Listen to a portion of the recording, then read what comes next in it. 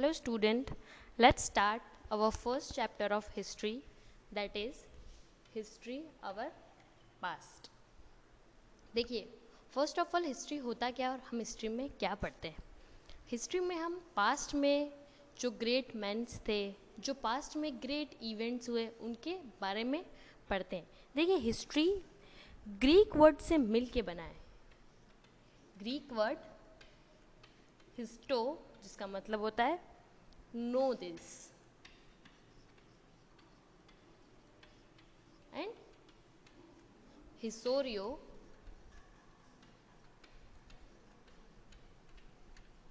जिसका मतलब होता है लर्न बाय इंक्वायरी. ये कुछ ग्रीक वर्ड्स हैं जिनसे हिस्ट्री जो वर्ड है वो बना है. देखिए, हिस्ट्री में हम सिर्फ किंग्स ने जो बैटल्स लड़े सिर्फ उसी के बारे में नहीं पढ़ते हैं, बल्कि हिस्ट्री में हम पास्ट में हुए कई इवेंट्स और पास्ट में जो कॉमन पीपल थे उनकी लाइफ कैसी थी, वो खाना कैसा खाते थे, उन्होंने खाना उगाना कैसे सीखा, फायर मतलब आग जलाना कैसे सीखा, ये सारी चीज़ें भी हम हिस्ट्री में पढ़ते हैं. इन शॉर्ट हम ये कह सकते हैं कि history is the life story of man from the earliest period to the present day. हम ऐसा कह सकते हैं कि हिस्ट्री जो मैन है उसकी पूरी लाइफ स्टोरी है, फ्रॉम स्टार्ट जहाँ से मैन बने कि आज के प्रेजेंट डे तक की सारी स्टोरी ही हिस्ट्री है. देखिए, एक ग्रीक हिस्टोरियन है हेरोडोटस, जिन्होंने जो हिस्ट्री का टर्म है उसका इन्वेंट किया. जो टर्म हिस्ट्री है वो हेरोडोटस द्वारा इन्वेंट की गई, इसीलिए इन्हें फादर ऑफ हिस्ट्री भी कहते हैं. फादर ऑफ हिस्ट्री, ये हमें याद रखना है. जो हेरोडोटस हैं उन्हें हम फादर ऑफ हिस्ट्री कहते हैं. ये बहुत अच्छे ग्रीक हिस्टोरियन हैं, इन्होंने कई बुक्स भी लिखी हैं. He is known as father of history. Now will come to the next point, that is importance of history की. हिस्ट्री की क्या क्या इम्पॉर्टेंस है.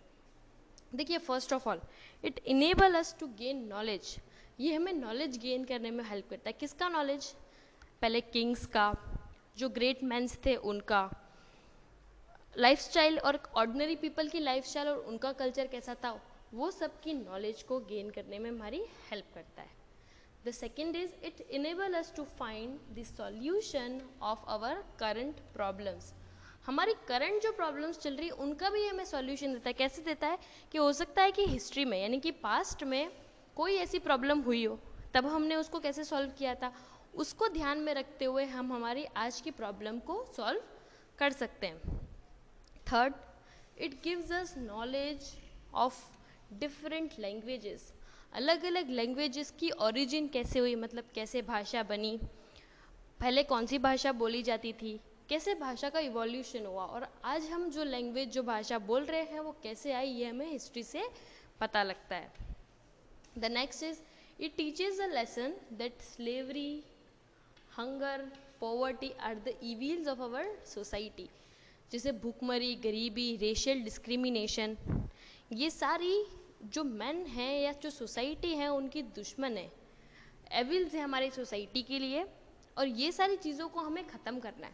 हिस्ट्री में भी ये चीज़ें अच्छी नहीं थी, अभी भी नहीं, और इन सब चीज़ों को हमें ख़त्म करना है. जैसे कि भूखमरी है, स्लेवरी है, जो हम भेदभाव करते हैं, जाति भेदभाव करते हैं, ये सारी चीज़ें हमें सोसाइटी से ख़त्म करनी है.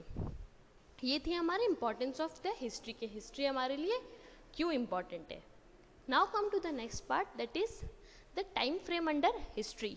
हिस्ट्री के अंदर टाइम फ्रेम क्या है. देखिए, हिस्ट्री में हम जो भी इवेंट्स हैं उनको दो स्केल पे ऑर्डर करते हैं, जिसे हम कहते हैं BC and AD time scale.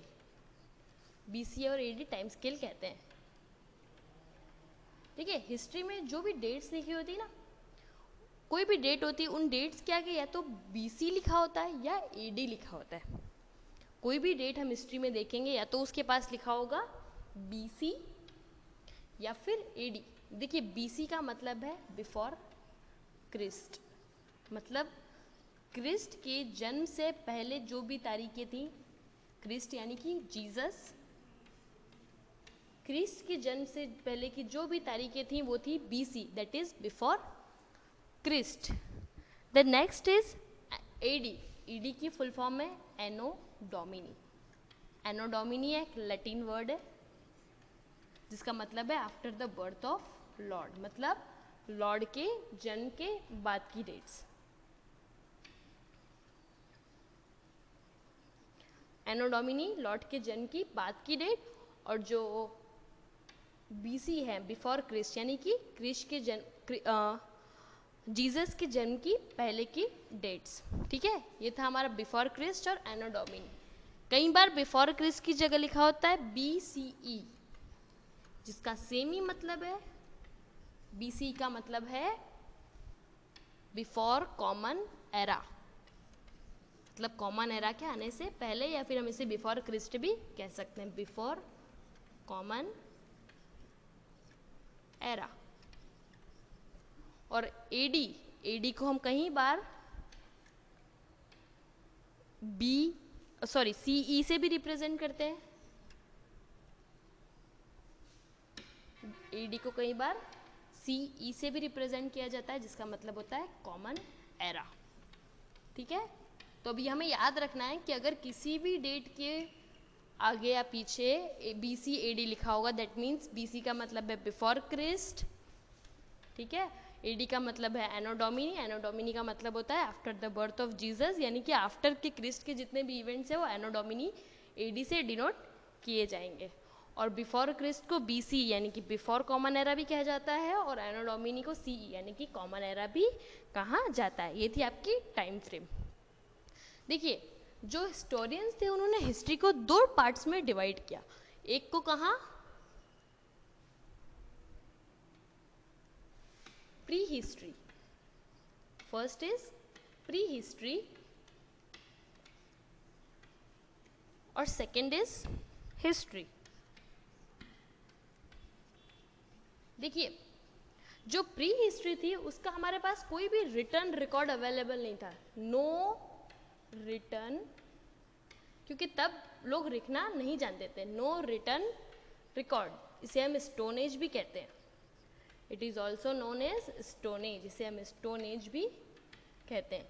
यहाँ पे कुछ भी चीज़ लिखी हुई नहीं थी. इसके बारे में हमने कैसे जाना कि जो पेंटिंग्स बनी हुई थी दीवारों पे, या जो पहले वो ऑर्नामेंट्स बने हुए थे, उनसे हमने इस हिस्ट्री के बारे में जाना है. यहाँ पे कोई भी रिटर्न रिकॉर्ड हमारे पास अवेलेबल नहीं था. पुरानी हड्डियों, वियपन्स, या जो भी दीवारों पे जो पेंटिंग्स बनी थी, उससे हमने प्री हिस्ट्री के बारे में जाना. कोई भी रिटर्न रिकॉर्ड्स हमारे पास इसका अवेलेबल नहीं था, इसीलिए हम इसे कहते हैं pre history.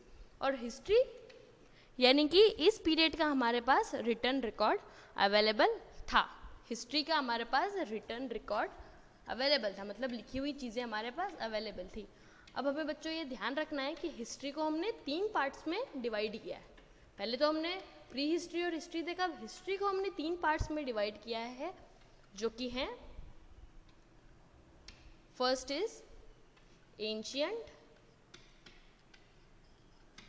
The second is medieval and the third is modern. ठीक है, अभी आपकी जो आप अभी पढ़ेंगे वो सारा एशियंट हिस्ट्री के बारे में, कि एशियंट हिस्ट्री कैसी थी. अभी आप सब कुछ एशियंट के हिस्ट्री के बारे में पढ़ेंगे. फिर आपकी अगली क्लासेस में आप मिडाइवल और मॉडर्न पे आएंगे. Now whatever we will study is all about ancient history. Okay, that's all for now.